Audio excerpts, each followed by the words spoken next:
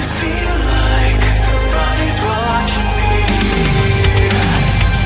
and I have no privacy.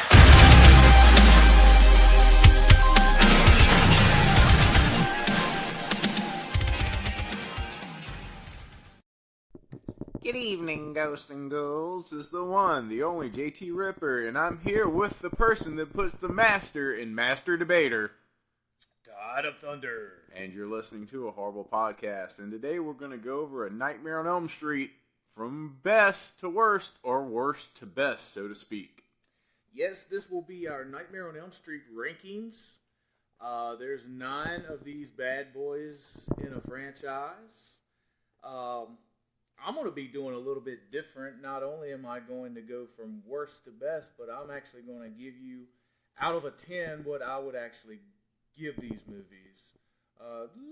Little add-on to it. Alright, that sounds pretty good. You want to kick out the jams, motherfucker, so to speak? Yep. Well, number 9. Yep, it's the same as mine. I ain't even got to look at it. Yeah, it's from 2010, and it's the Nightmare on Elm Street remake. Re-imaging. Yeah, don't want to beat a dead horse, but I love beating this dead horse. This movie's fucking terrible. No matter how many times I go back and try to rewatch this movie and try to find something good in it, I never can. It just pisses me off like I've never seen it before. This movie's horrible. Jackie Earle Haley is a great actor. He sucks as Freddy. Not a fan. I know he was probably just doing the role, but He kind of talked with a lisp. Did you notice that? yeah, he had a very crazy sounding, sound to him. I don't know. I didn't like the makeup. They said, oh, well, he looks more like a burnt victim. I'm like, I don't give a fuck. We're talking about a dream demon here. It doesn't need to be in reality. All the kids in this movie were fucking horrible. Miserable. They were miserable. I didn't care about either one of them. I've said it before. How can I be invested in you when you seem like you would just off yourself anyway? Yeah, they look like a bunch of rejects from a My Chemical Romance video. Yeah, and, again, don't want to, come down on any of these actors and actresses. You did a bad job. But, they were probably just making a paycheck. But this movie sucks, and everybody involved in it, especially New Line Cinema. I can't stress enough how, like, back in the 80s, how, like, New Line Cinema, there used to be a saying called, this was the house that Freddy built. Yeah. And if you're going to do a remake to your biggest fucking franchise, how can anybody sit there and say, oh, yeah, well, this is a fine re-imaging? No, it sucked dick, man. Not to mention that this is the reason why people know Freddy as a child molester. Yeah, and that's another reason. I mean, Freddy was never a child molester. He was a child killer, okay? Which that's isn't great, but I'll take a child killer versus a fucking child molester. Right. Everybody knows the difference. Everybody knows that child molesters are the scum of the fucking earth. Right. Like, there's no redeeming qualities. I mean, no, like, killing kids isn't good either, but it's one of those things where it's like, okay, It's disgusting. Yeah, you didn't see him kill, like, children.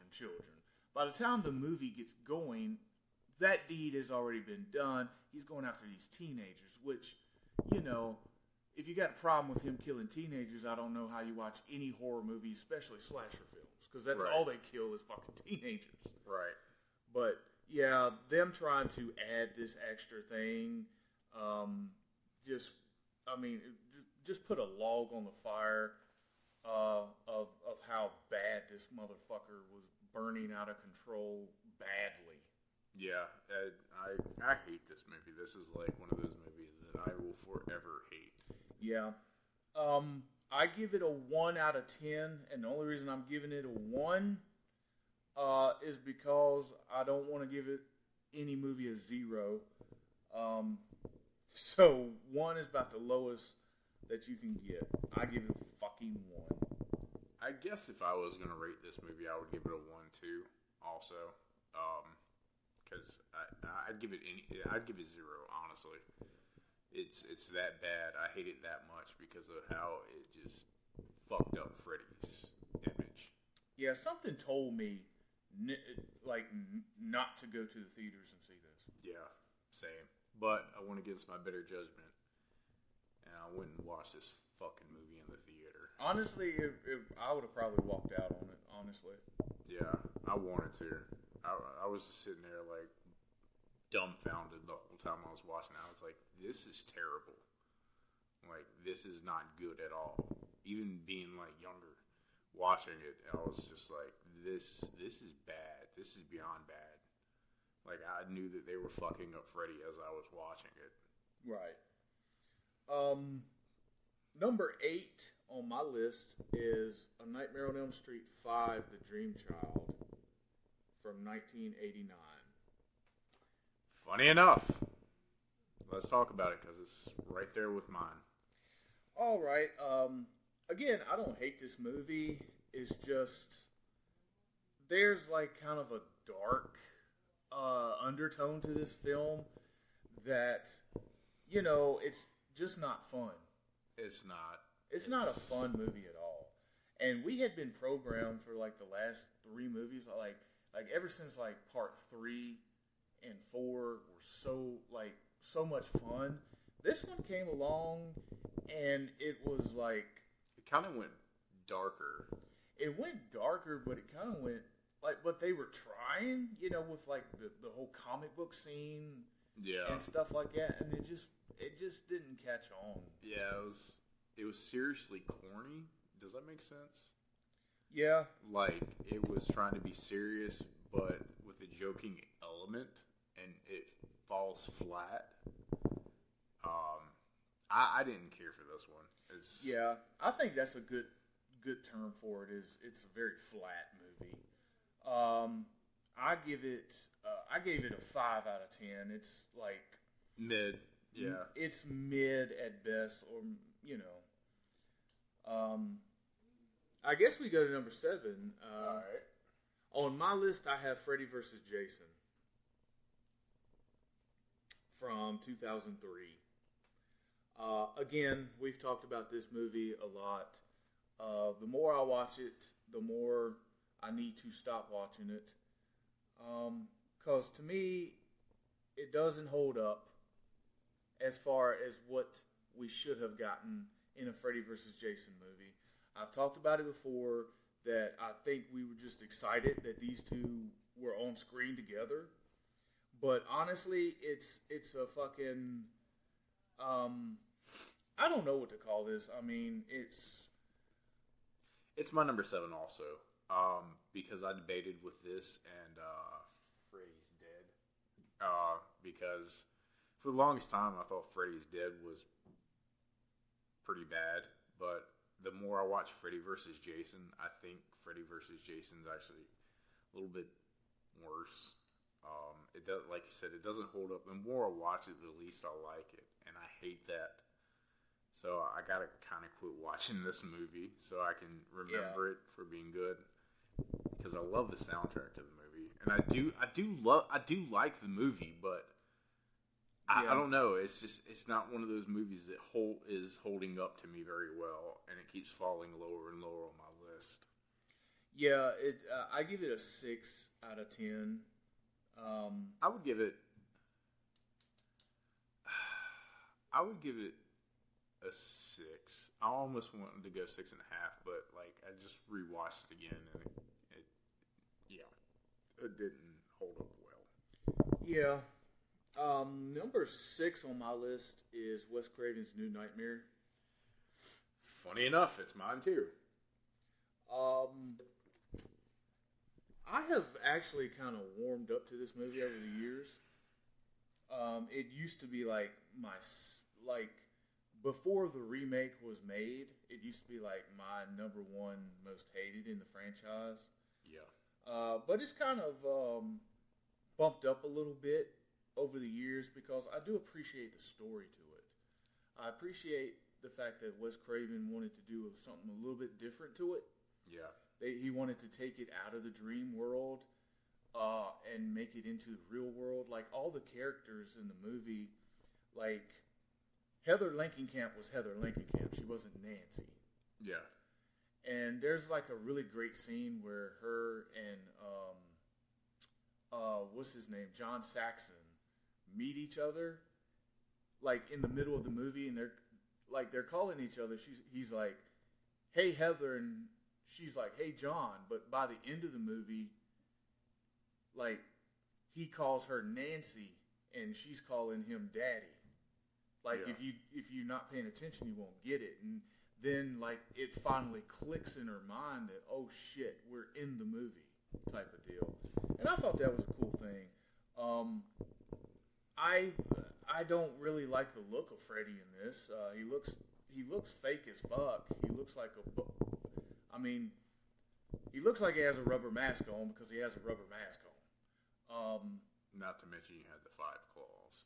Yeah, he has the 5 claws that doesn't look right. He had the overcoat, which doesn't look right. Yeah, I didn't, also changed the color of the sweater too. Yeah, it was more darker, I believe. Yeah. But that's like, if we could have gotten a different, like Robert Englund knocked it out of the park as always as Freddy, but it would have been so much better if he actually looked like old school Freddy. Yeah. I think if he would have looked like old school Freddy, I think this movie would have been a lot higher on my list. But I give it a 6.5 out of 10. Well, like I said, it's in the same spot as mine too. I hated this movie for the longest time. It was at the bottom of my list also, but going back and like looking over stuff and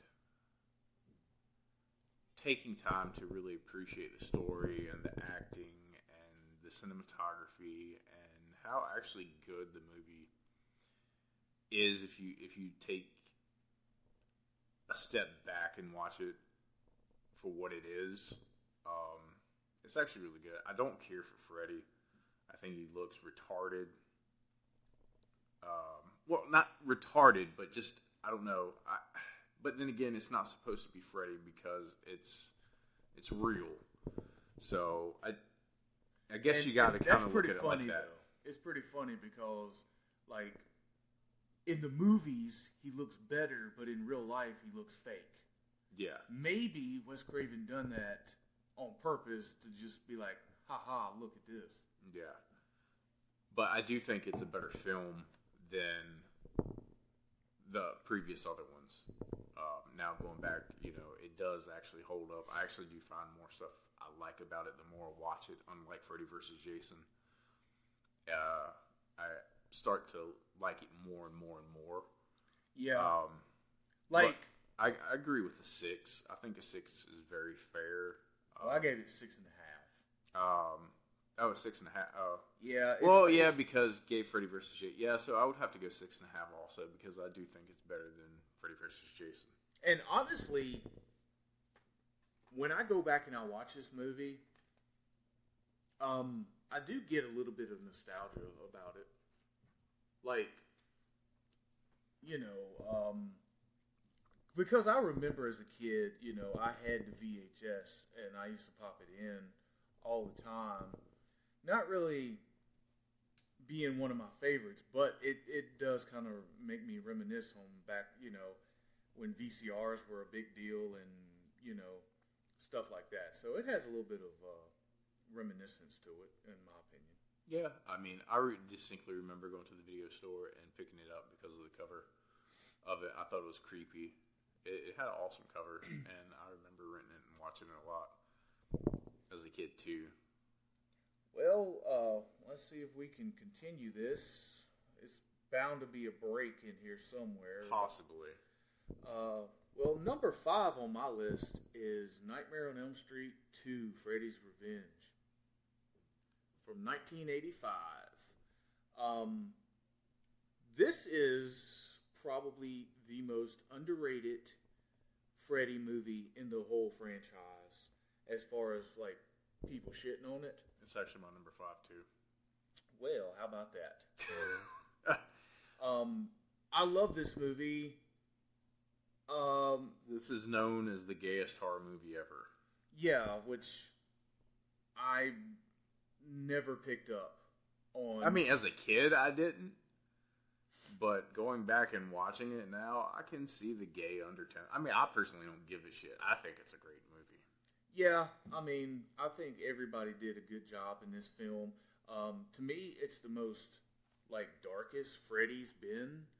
Like, I know I said that, like, The Dream Child was a dark film, but the reason why Nightmare 2 doesn't bother me as a dark film is because we hadn't gotten that, like, joking Freddy yet.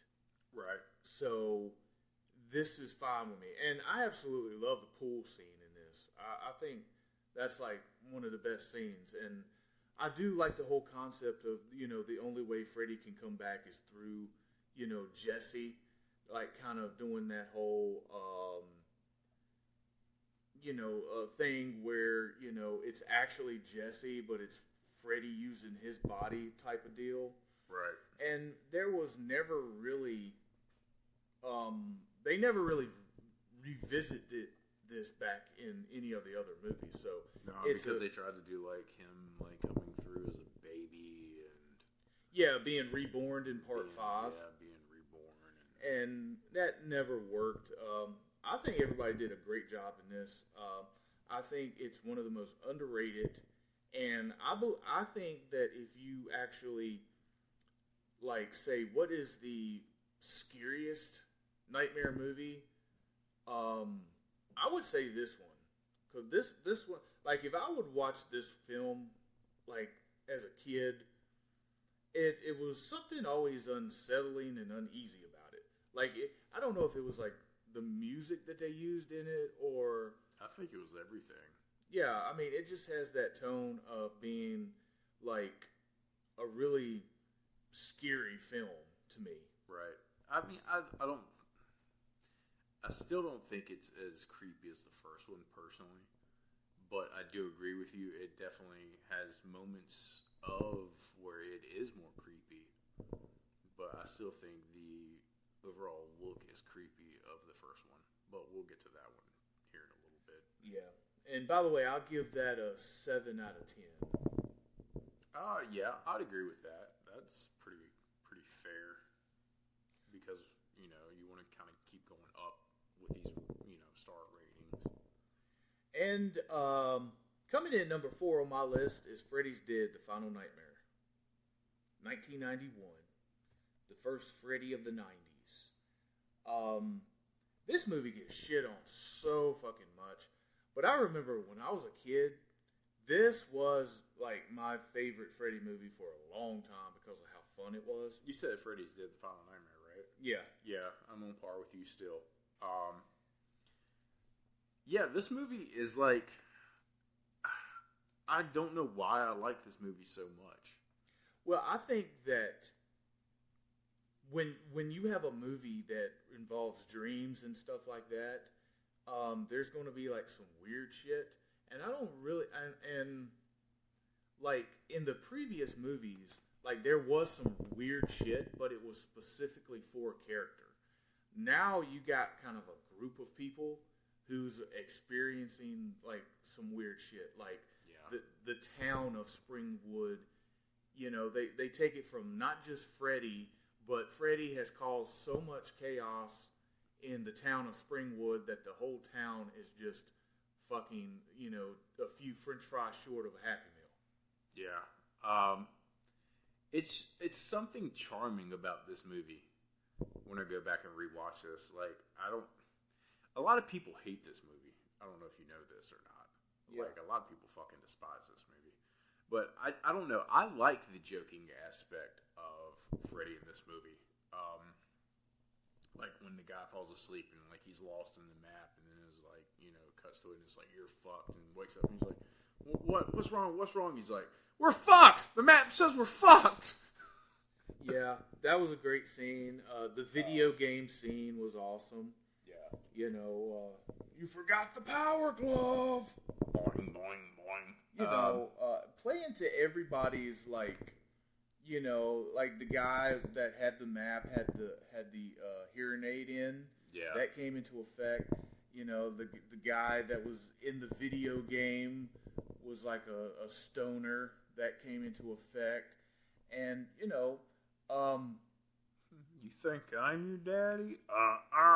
Yeah, it had, like, you think the main guy in this film is like Freddy's son. Or yeah, something. Freddy's son, Yeah. or at least the main character, you know. Yeah. And then they like, nope, and kill him off and stuff.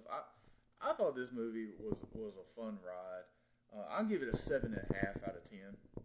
I'm gonna stick with a 7 on this one, actually. Okay. Coming in number 3 is Nightmare 4: The Dream Master. Yep. Nightmare Still 4. on par with you. Yeah, Nightmare 4: The Dream Master is a great film. It does have some goofiness to it, but it's a difference in just plain goofy, stupid, and goofy fun. It definitely has the charm of Freddy, like the Yeah. goofy charm of Freddy. And you know, one of my favorite scenes in it is you know, the karate scene where, you know, he's fighting but he can't see Freddy, and Yeah. you just hear Freddy in the background. He's like, a true ninja needs no eyes. You know, Yeah. just stupid shit like that made me chuckle. And, you know, of course, I think the coolest fucking scene in the movie is when he turns the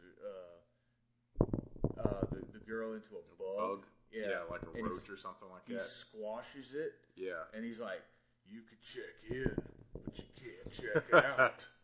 You know, Yeah. little stuff like that.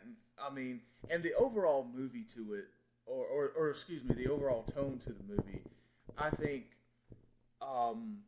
you know, by this time, Freddy was kind of in the conscious of American cinema. Like, people started, like, referencing Freddy. He became kind of like a pop icon. Yeah. He was so- definitely like that MTV generation. Yeah, and you know, again, I love this movie. I give it an 8 out of 10. I'd agree with that. Definitely coming off the heels of Dream Warriors, it definitely kept in line. Played off of that movie, brought back the same actors and actresses. But at the same time, introducing a new cast. Yeah, new cast. And You know, if you're gonna kill off the people from the previous films, this was a way to do it. yeah, they did it and did it right. Even though I hated it, but I still, I love this movie. I like the charm, the goofiness of it. I thought it wasn't better than its predecessor, but it was definitely on par with it. And Yeah. I definitely give it an 8 out of 10. Well, coming in at number 2 is the original Nightmare on Elm Street from 1984. Well, it looks like we're 8 for 8. Yep. This is the one that started it all. This was this was a unique movie because, in the sense, it's still a slasher film, right? It's Yeah. still a slasher film, but it's not your typical, you know, guy in a hockey mask, guy in a mask type of deal. Yeah, it's not a human. It's a dream demon. It's one of those fantasy slasher films, and Wes Craven had an idea for, and it worked to a T. You know, the fact that this guy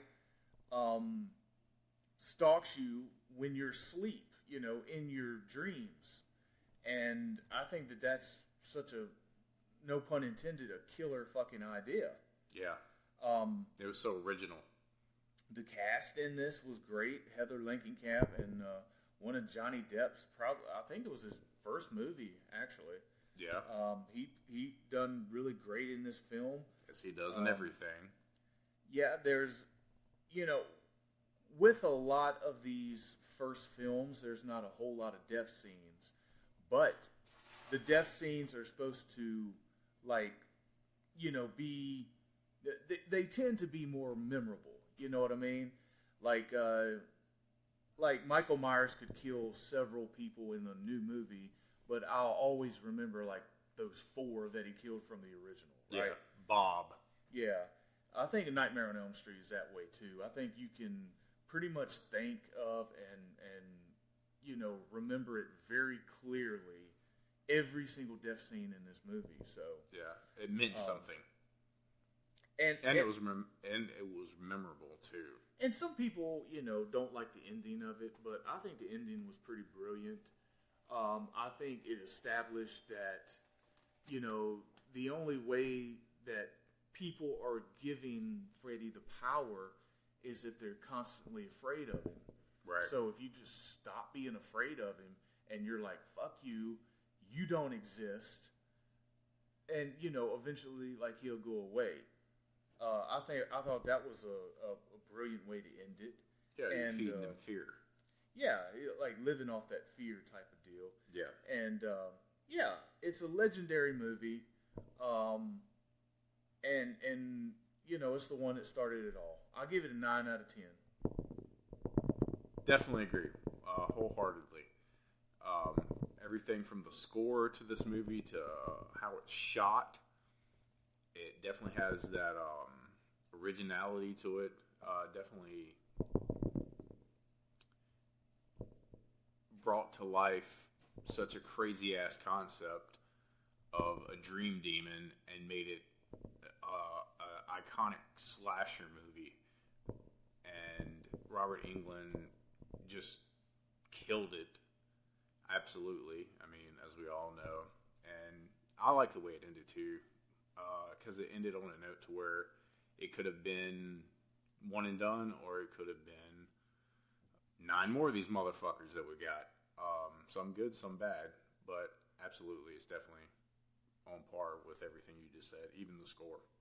Yeah, and, I don't mind any sequels at all, because, in my opinion, it does not tarnish what comes before it.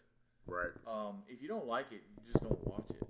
There you go. If you hate it, you're just be like, oh, I hated that movie, but, I'm the kind of person, give me more horror movies. Give me more. If it sucks, let me decide if I think it sucks. Right. But anyway, number 1 on my list, the It's only number one 1 left. on mine. Yep. Nightmare 3: Dream Warriors. Oh, such a great movie. 1987. Now, I talked a little bit on part 4 about how, Freddy became, this pop icon. Well, this is the movie that made him a pop icon. Absolutely. This is the movie that is probably the most quotable out of the entire franchise. Oh, yeah. Absolutely. It has the classic lines.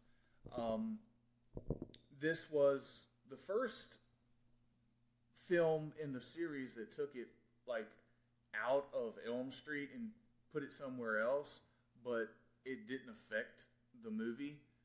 Hell, a lot of people probably wouldn't even know it. Yeah, a lot of people probably don't know. It's called A Nightmare on Elm Street 3, and it's not on Elm Street. But like Freddy says, and Freddy's Dead, every town has an Elm Street. But yeah, I love this. I love the fact that these kids that are obviously have psychological problems, they're all together, and they all share this dream demon. But nobody believes them because they're in a psychiatric hospital and they're all supposed to be crazy. Right. So it's a perfect, storm. And then, Nancy comes back in and says, well, wait a minute, I know what these kids are going through because I went through it. So they at least had one person on their side. And, eventually the doctor comes around and everything, and they try these hypnosis things and everything else. And, she teaches them how to channel who they want to be in their dreams. Yeah, so to speak, to give them their power and how to fight Freddy. Right. And, to me, I've always loved this movie, always been a favorite. Even when I didn't realize it was my favorite, it was my favorite. Right. And to, to see other people talk about this and how it's, praised and everything was always cool, because I'm like, okay, I'm not the only one that thinks this. So yeah, I give this movie a 10 out of fucking 10. Absolutely. And to kind of piggyback off of everything that you said that I totally agree with, this cast feels like a group of kids that legitimately care about each other and want to help each other and fight this demon together and overcome it. The score is amazing. The gore in it is spectacular. Robert Englund at his finest in this movie. His delivery, fucking phenomenal. Performances like 10 out of 10 from everybody.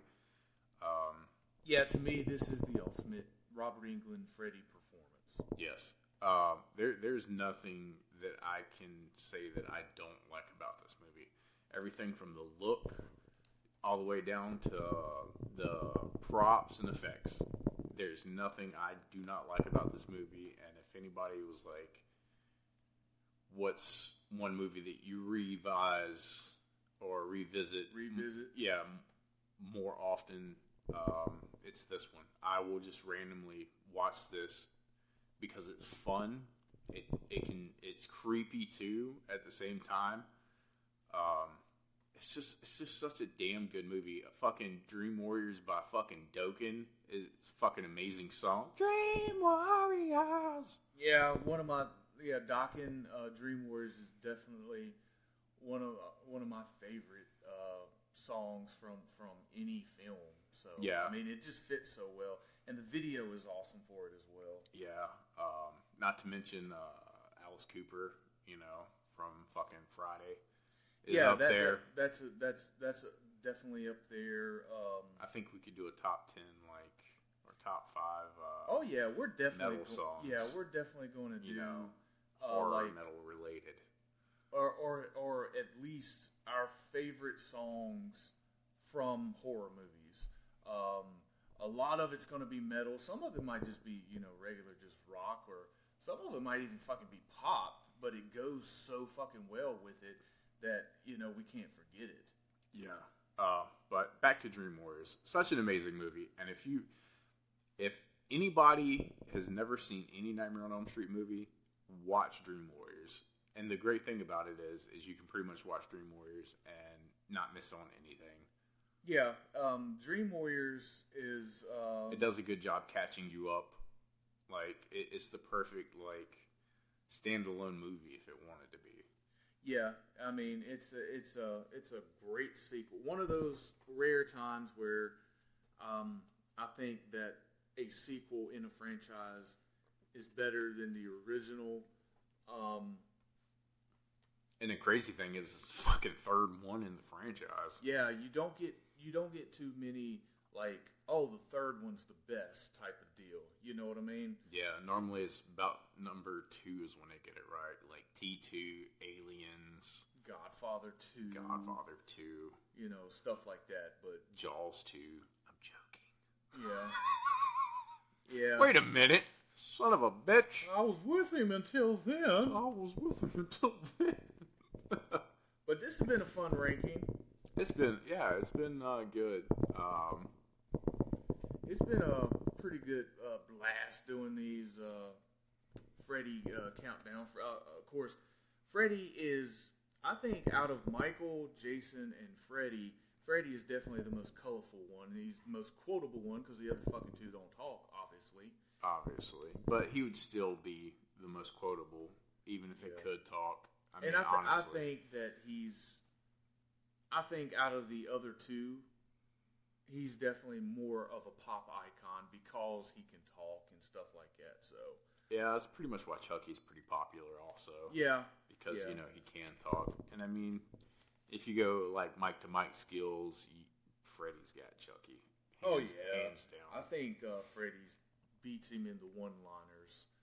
Hell, Freddy might have even created the one-liners in horror films. That's actually a pretty good point that I haven't thought of. Can you really think of anybody that really delivered one-liners?